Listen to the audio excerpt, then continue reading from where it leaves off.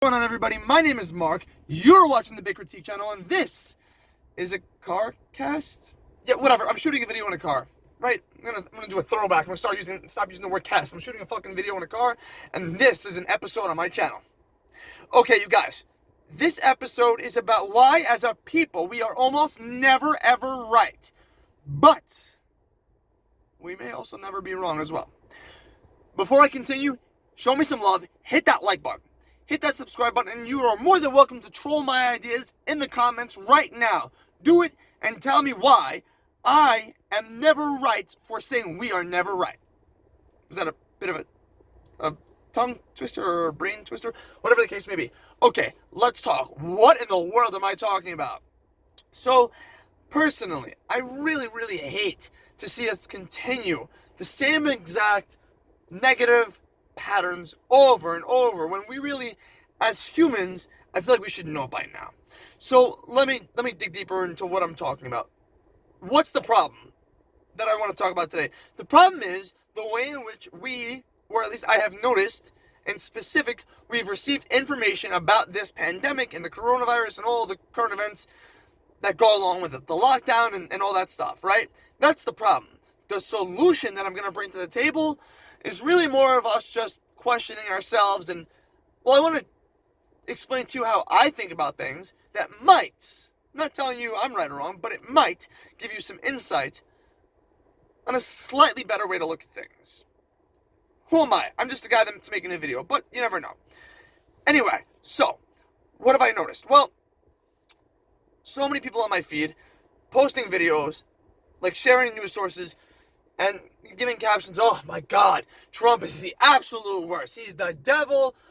Oh my God, get that Fauci out of his office, please. Other people, oh my God, Fauci is a lifesaver. He's an absolute lifesaver. Don't you dare kick him out. Andrew Cuomo, the best, absolutely the best. Other people, oh my God, Cuomo is the devil. Get him right out of office right now. What are we thinking? What are we thinking leaving Cuomo in office? He is the devil. Mayor de Blasio. Oh my God, he sucks. He's anti-Semitic. He's absolutely the worst. Mayor de Blasio. I haven't really seen anybody say anything good about you, man. I'm sorry. If you ever watch this, I got nothing. Like, I'm not gonna hate, really, but yeah, I haven't really seen any good things about you. People don't seem to really love you very much. Anyway, so the point is, everybody's got mixed opinions, and that's great. That's to be expected, right? Everybody's got sort of like their own agenda and their own perspective and this and that. Here's the way I see us getting information. These are some of the main ideas that I wanted to get across today. So, think for a second. We'll use Cuomo as an example. When I see Cuomo give a live news briefing, right? He's giving us information. We'll use the virus as an example because it's relatable in his current events, right? He'll give us information that he understands to be true at that point in the day to him, right? So if he's giving a conference at 12 o'clock, he's going to tell us what he knows at 12 o'clock, right? Now, what you got to understand, at least the way that I see it is, he's telling us realistically what his team is reporting to him, right? So, in essence, his team, one of his constituents, so to speak, right? That's the word you would use for it, I guess you could say. They're giving their intel to him because he's not going to know everything. He's gathering intel and he's trusting his team to give him stuff, right? He's just a reporter from his team. He's conveying information to us. So this is what he trusts his team to tell us is right and true. He's also making decisions, really large-scale decisions based on what he trusts that his team is telling him to be right and true, based on what they understand, right? So off the bat, you've got what could be a game of telephone. I'm not saying that it is, and I'm not saying that you should look at it like that, but there is that possibility there, right? That it could be misinformation, that he is using his pragmatic approach to solve large-scale problems that maybe he might not be getting advised correctly. We'd like to hope he is, and that's why, he's hired his team, but, we're also humans, and we all make mistakes a good couple of times a day, right? Especially at work. Especially under this type of duress. Now, he puts that information out. Sometimes on live TV, sometimes just to a news conference. Most of the time we've been seeing it on live TV what happens with that information is a lot of people don't get to watch it. A lot of people have to rely on news sources to pass that information on to us. So what happens with these news sources? Well, these news sources, what they do is they take this information and they swing it in such a way where they know people like me and you will 100% click to open it. They will put headlines in that will trigger an emotional reaction on our part. Fear, urgency, sadness, happiness, whatever, because that's what drives us as humans to do shit. That's how we do shit. You know? When you see something in a store that makes you happy, that's what drives you to buy it, right? It's very simple. You know, you're not gonna buy something that you see. You know, you're not gonna buy a shirt that like I don't like this. You're not gonna buy it, right? Well, just the same as content. You know, if a news source puts content out that doesn't make you think or do anything, you're not gonna click the article. You're not gonna open it. It's just the way that we work. So, as people who sell content, that's what they do. They take information, they swing it around, and they just post the headline. Right? And it's an eye-grabbing headline.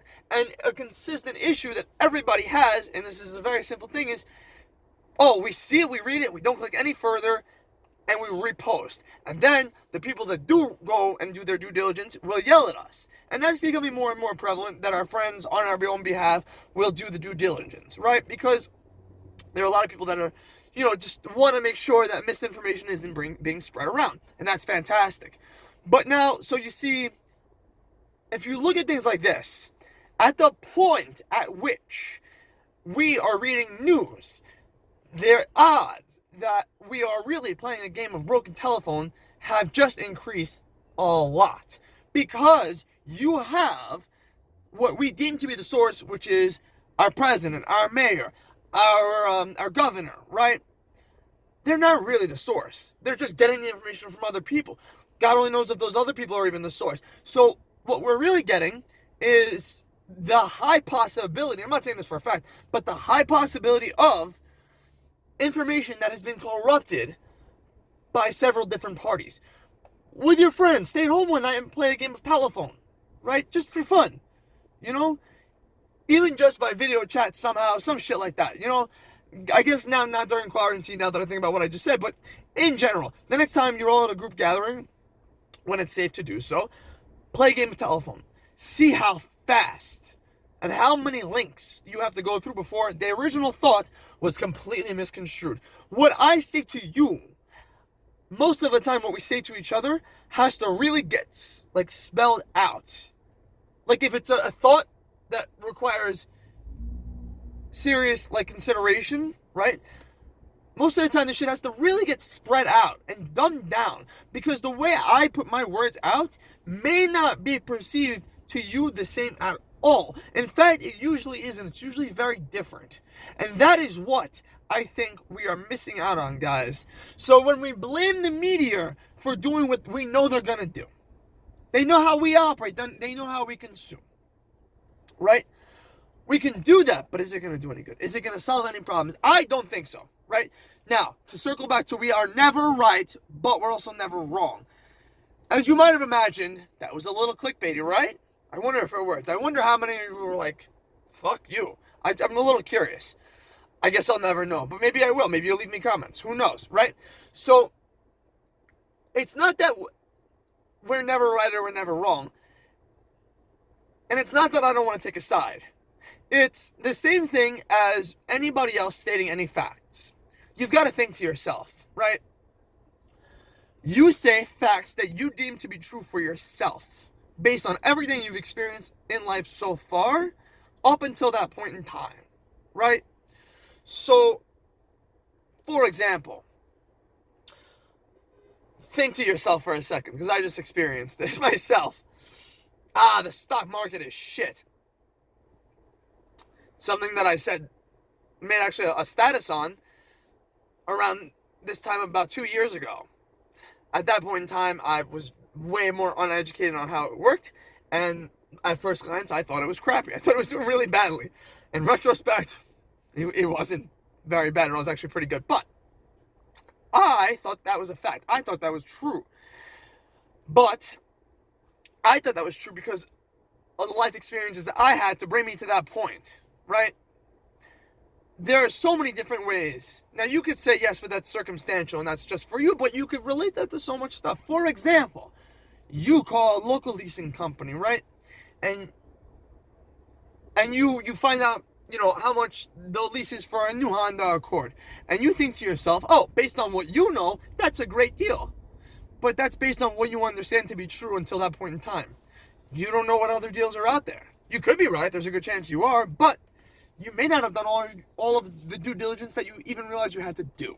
So what I'm saying to you guys is this. We are never right, but we're never wrong is more so like, and I'm not trying to pussyfoot around, not saying you are right or you are wrong. The truth is, there is right and wrong, but it's really relative to you, how you perceive shit to be, and what makes sense to you for that point in time, right? Listen, you guys, the idea behind this entire video is because I'm tired of all of us getting on Facebook and sharing information with one another and trying to become the authority of what is right and what is wrong, because I just don't think it exists. I think we want it to exist because we want to know for a fact that something works or it doesn't, because it scares the shit out of us to realize that there really isn't as much of a right as wrong, of a right and wrong as we want to believe. A prime example of this is, and a lot of people are going to disagree, but that's fine, if you've ever seen the recent Joker movie, right? The recent Joker movie. And it was a movie showing you how the Joker got to be that fucked up in the head. And a lot of you most people didn't get the same, sort of impact from the movie. Some people were just expecting a more action-packed movie. And a lot of people, I personally enjoyed it a lot because I really respected the way the story went. But in essence, the story, right, showed you how the Joker got to be the Joker. He didn't just wake up one day as a psychotic serial killer. No. He got dealt a really shitty card of hands in life. He did. Right? And he didn't have anybody in his life to bring him out of it or show him a different way. He was also mentally fucked up. Right? Nothing he could control. That was just the way, that is what it is. Those were the cards he was dealt. And then he went nuts at the end. And he started killing people. But you've got to think to yourself for a split second. You've got to just really, at least to me, the second I saw the entire movie, I was like, this was so well done. Because it shows you that while you might think something like murder is unacceptable, right? Unacceptable. Most of you have never been put into and not that this is what the Joker went through, but in general, right? Most of you, including myself, thank God, right, have never been put into a position where you had to defend your entire family, right? But the way people can swing a story is you killed somebody in cold blood, right? Somebody can easily swing a story like that, right? So the Joker was all fucked up in the head. And yeah, he went batshit crazy. And is it right to do that? No, right? Is it fucked up? I can't say, obviously I'm not going to say it's not fucked up, right? But you could at least say, while that is terrible, right? I could 100% understand, the life experiences he had to bring him to that point in time. I get it. Any person, normal human being, that went through the traumatic experiences that he went through as a human being, it makes sense. It makes sense that he would have lost his shit like that. Could have happened to anybody at any point in time. So the next time you all judge a politician for making a fucking decision, because I'm so sick and tired of people saying fucking Cuomo did a terrible job, Trump did a terrible job. I think there are 100% things and just gaps in our society and problems that we can solve. But I don't believe in playing the blame game. And they did a really shitty job. You fucking sit there. You fucking do this shit. I guarantee you won't be able to do it. I just guarantee it. Because most of you, including myself, don't know what you don't know. And I'm sorry to get so pissed off, but it's frustrating because by now we should know better, people. We should know that we don't know shit until we learn through our mistakes. Sorry, I got really emotional. But it's unfathomable to me to keep seeing us make the same mistakes over and over again. As human beings, we have to cut it out. I'm gonna get a lot of shit for this video, but I feel better knowing that I'm putting it out into the world than none. And that's it, guys. I hope this made some sort of sense to you. I don't want to say let's not judge. Everybody's going to judge. I'm not even going to ask you not to. I just think it would be good if we all took into consideration that the way we get information in general, and not even just the news, even in school, it's all a game of broken telephone. It's all hearsay. Whether you want to believe it or not, that's my opinion. Anyway, guys, if you found any value in this whatsoever, once again, hit that like button, show me some comments. You want to fucking tell me how wrong I am, you want to fucking hit that subscribe button, whatever you want to do, guys. And that's it. Thanks so much for tuning in. I also, shot 50 videos before I was able to actually shoot this one. Take care. Bye-bye.